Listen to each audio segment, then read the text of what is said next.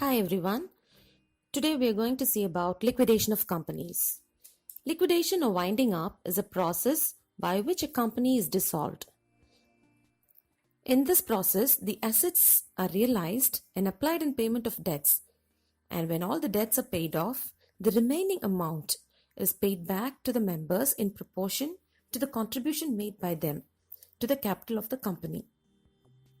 For the process of winding up, a liquidator is being appointed who is entrusted with the following duties: selling off the assets of the company, paying off its liabilities.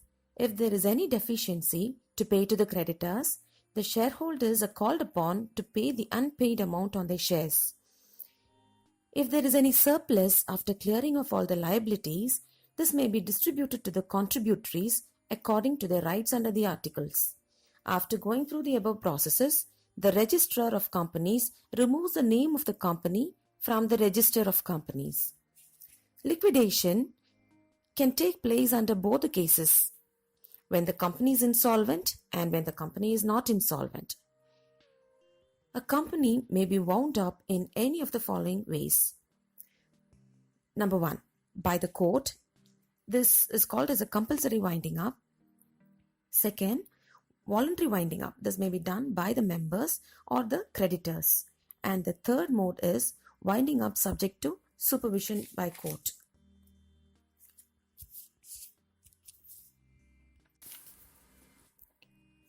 When a company is liquidated, we need to prepare statement of affairs of the company and a deficiency or surplus account, then liquidator's final statement.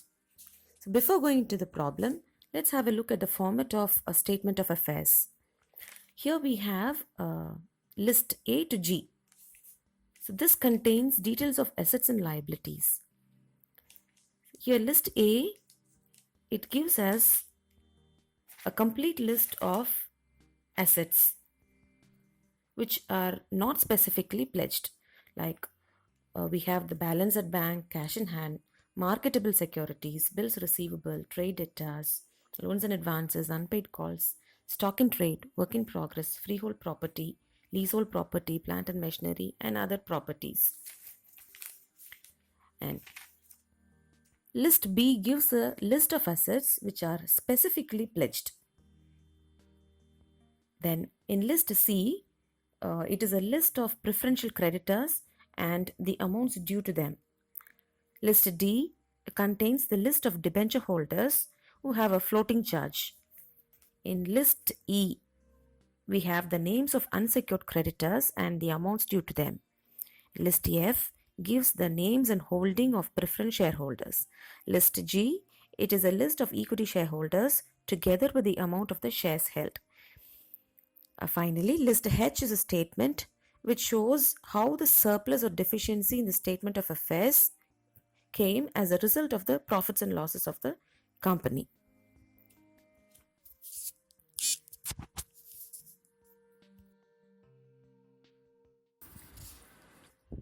Let's do a problem now.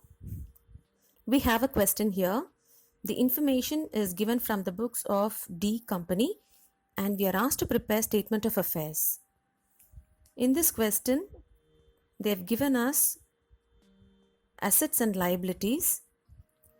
Before doing the problem, an easy method is to sort out the items that will come under each list. The first item we have here is equity share capital, which comes under list G. The next one is preference share capital. This comes under list F. Calls in arrears, it comes under list A. First mortgage debenture secured by a floating charge, it comes under list D. Then we have creditors fully secured, which comes under list B. Creditors partly secured, this will come under list B and E. Next we have preferential creditors, which will come under list C. Bank overdraft, which will also come under list D. Then unsecured creditors under list E.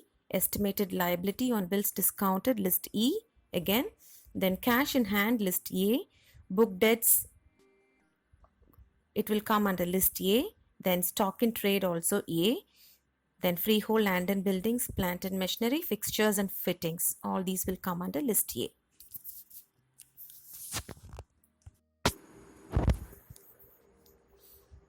We are going to do statement of affairs now. To start with list A,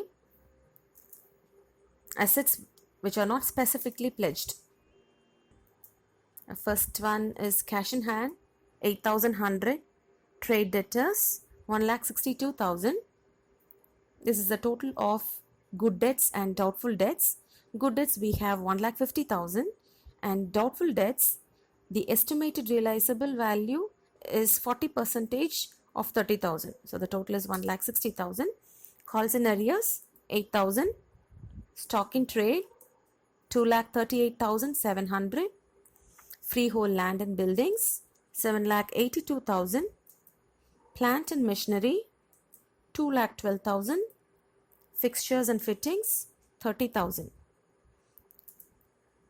The total is 14,40,800.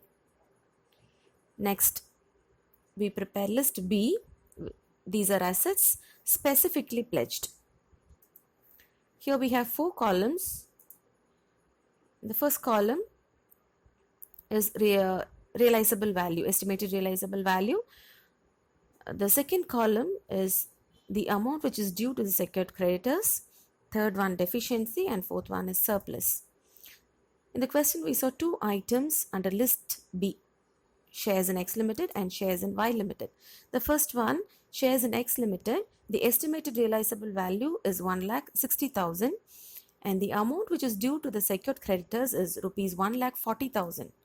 We have a surplus of 20,000.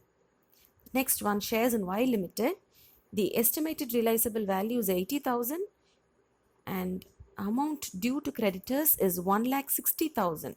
So here we have a deficiency of rupees 80,000. The total surplus amount is 20,000, which is taken to the last column. So here our total is 14,60,800. This is the total of items under list A and those items under list B. So the first 2 list has been prepared. These contains the asset, and the next step is to prepare the liabilities, list of liabilities. So before that, we are going to prepare the summary of gross assets. This includes 2 items, that is the assets which are specifically pledged and the other assets. This is the gross value. The surplus amount is also included here. So the specifically pledged amount, this is 2,40,000. This is nothing but the total of shares in X Limited and shares in Y Limited. That is our partly secured creditors and fully secured creditors. 1,60,000 and 80,000. The total of these two, we get 2,40,000. We have taken the gross amount including the surplus. Then others, under others, we have the sum of items under list A. So this is 14,40,800. So we get a total of rupees 16,80,800. Now the next step is to prepare list C. So we have 3 columns here: gross liabilities, liabilities, and our amount column, estimated realizable value column. So these items which we are going to see under liabilities, these have to be deducted from the total of assets.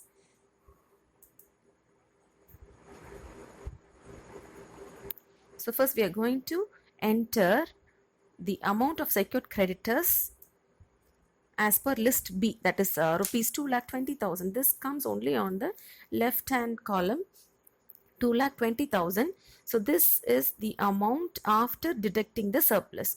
We saw in the first column, the realizable value column, the amount is 2,40,000. From the total amount 2,40,000, the surplus amount 20,000 has been deducted. That is the total of X Limited, shares in X Limited and shares in Y Limited. So we get a total of 2,40,000. From 2,40,000, we deduct the surplus amount 20,000. We get 2,20,000, which is considered as gross liability as per list B.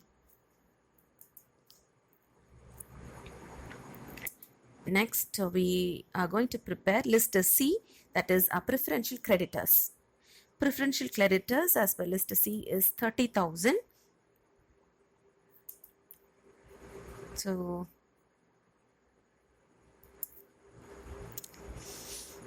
now deducting 30,000 from 14,60,800, we get 14,30,800. So this is the amount which is available for debenture holders and unsecured creditors.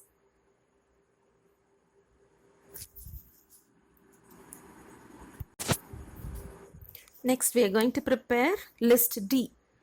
List D is our debenture holders. We have rupees 8 lakhs. So after deducting rupees 8 lakhs from 14,30,800, we get 6 lakhs 30,800.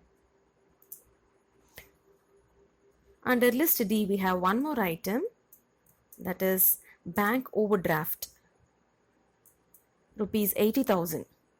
Now deducting rupees 80,000, we get a surplus of rupees 5 lakhs 30,800. Now the next list is list E, unsecured creditors as per list E. Now under this, we are going to enter 3 items. When we saw the question, we saw list E item also. So we had 3 items. One is unsecured creditors, then estimated liability on bills discounted, and creditors which are partly secured. So I'm taking creditors which are partly secured, rupees 80,000. The next item is unsecured creditors, rupees 10 lakhs 40,000. And the third item is liability on bills discounted, rupees 40,000. I am getting a total of 11 lakhs 60,000.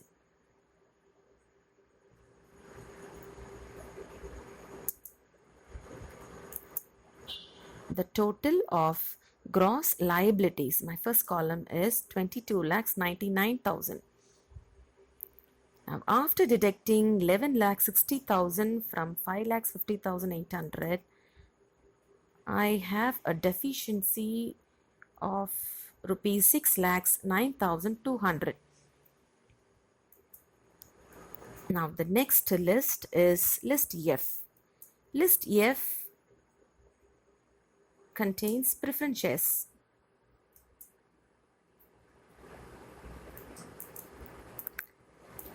So preference shares,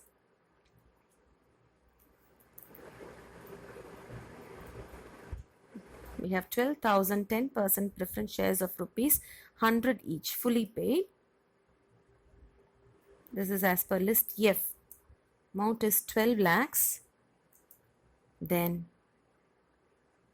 80,000 equity shares of rupees 10 each, fully paid up. This is as per list G. We have 8 lakhs less calls in arrears which are irrecoverable, that is 8,000. So we have 7 lakhs 92,000.